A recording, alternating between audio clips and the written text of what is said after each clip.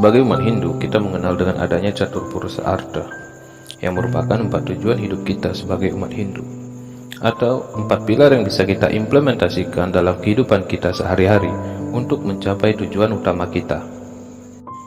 Adapun bagian-bagian dari catur purusa artha ini adalah dharma, artha, kama, dan moksa. Tujuan hidup manusia adalah untuk mewujudkan hidup yang bahagia dengan menyadari dirinya yang sejati. Setelah orang dapat mengetahui dirinya yang sejati, barulah ia akan mengetahui Tuhan meresap dalam dirinya. Di sanalah letak kebahagiaan dan kebebasan, atau sering disebut moksa. Moksa sendiri dapat dicapai oleh semua manusia, semasa hidup maupun yang sudah meninggal.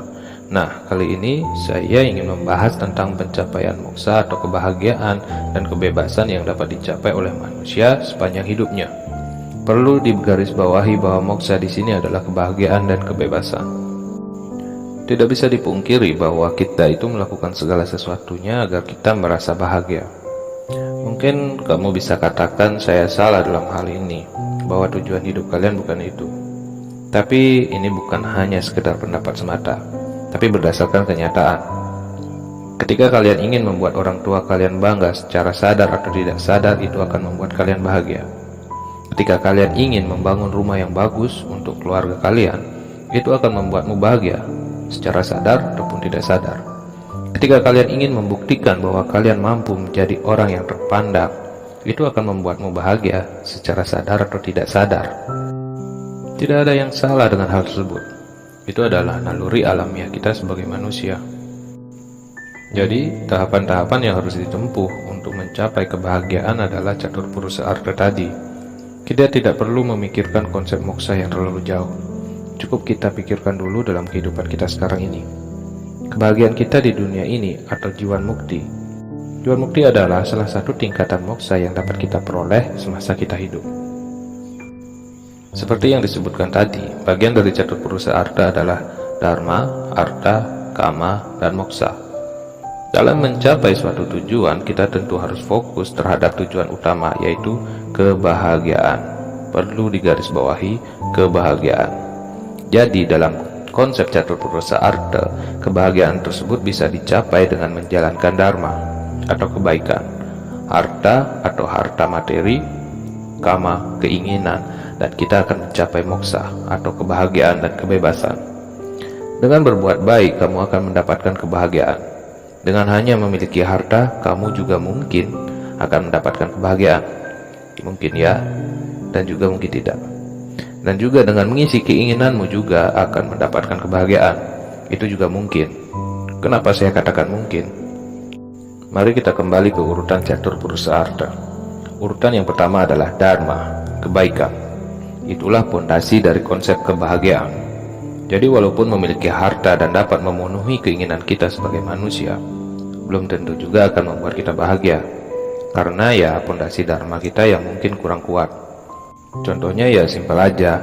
Ketika kamu memiliki harta karena jalan adharma, misalnya mencuri, korupsi, dan cara-cara yang jauh dari kebaikan, tentu saja ketika harta itu digunakan untuk memenuhi keinginan kita atau kama kita, jelas tidak akan menemukan kebahagiaan sejati dalam diri. Akan ada sesuatu yang janggal dalam kebahagiaan tersebut, atau bisa dikatakan kebahagiaan itu semu. Karena di balik kebahagiaan tersebut akan ada ketakutan tersendiri akan karma buruk yang akan kita dapatkan. Jadi, bagaimana kita mengaplikasikan dharma dalam hidup kita? Kita mengenal dengan adanya kosmologi Trihitakarana, 3 penyebab kebahagiaan. Hubungan yang harmonis dengan Sang Pencipta, hubungan yang harmonis dengan sesama manusia, hubungan yang harmonis dengan alam.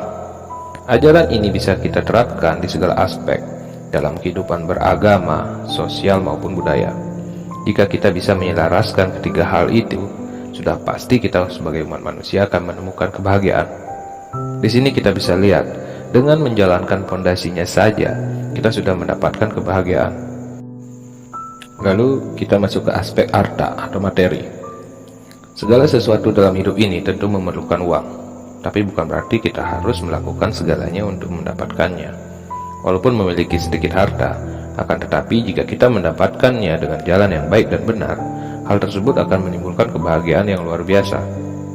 Dan yang utama adalah rasa syukur. Apapun yang kalian miliki, syukurilah.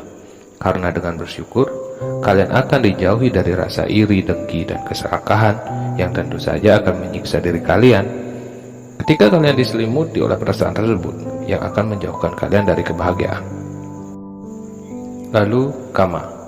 Tidak bisa dipungkiri bahwa setiap manusia memiliki hawa nafsu atau keinginan. Tentu saja, dengan terpenuhinya keinginan kita, jelas akan membuat kita bahagia. Yang menjadi permasalahan itu, apakah keinginan kita itu baik atau buruk bagi diri kita? Apakah kita membeli sesuatu karena kita butuhkan, atau sekedar kita inginkan? Di sini, yang berperan tentu saja diri kita sendiri, di mana kita bisa mengendalikan keinginan kita agar benar-benar bermanfaat dalam hidup kalian. Karena kita sebagai manusia selalu diselimuti oleh sabda timira, atau 7 unsur atau sifat yang menyebabkan pikiran kita gelap, dan juga satripu, yaitu 6 musuh di dalam diri kita yang harus kita kendalikan. Jadi intinya pengendalian diri. Dengan cara apa? Yaitu tadi, pondasinya dharma. Hal lain yang bisa membantu kalian mengendalikan diri adalah dengan meditasi, yoga, dan olahraga. Karena selain melatih fisik kita, kita juga harus melatih psikis kita agar tercipta keseimbangan. Poinnya adalah dengan menjalankan segala sesuatunya berdasarkan pondasi dharma atau kebaikan, sudah bisa dipastikan kalian akan menemukan kebahagiaan sejati di dalam diri kalian. Syukuri apapun yang kalian miliki, bukan hanya materi, tapi syukurilah hidup kalian. Syukuri kesehatan kalian. Syukuri ketika kalian memiliki orang-orang yang penuh cinta kasih di antara kalian. Syukuri setiap masalah yang kalian hadapi, karena dengan mensyukurinya, kalian akan mendapatkan pengalaman dalam menghadapi masalah, dan kalian akan semakin kuat. Kendalikan diri kalian, kendalikan hawa nafsu kalian. Jalankan keinginan dan hawa nafsu kalian dengan berlandaskan dharma atau kebaikan. Di sini saya tidak bermaksud menggiring opini kalian untuk sebuah pemahaman yang berbeda, tapi di sini saya bermaksud untuk melihat sebuah ajaran dari sudut pandang yang lebih mudah untuk dipahami, sehingga lebih mudah untuk diterapkan. Terima kasih telah menyimak video ini. Saya Ade Wiguna. Bagikan video ini jika memang video ini bermanfaat bagi kalian, dan jangan ragu untuk berkomentar menurut sudut pandang kalian masing-masing.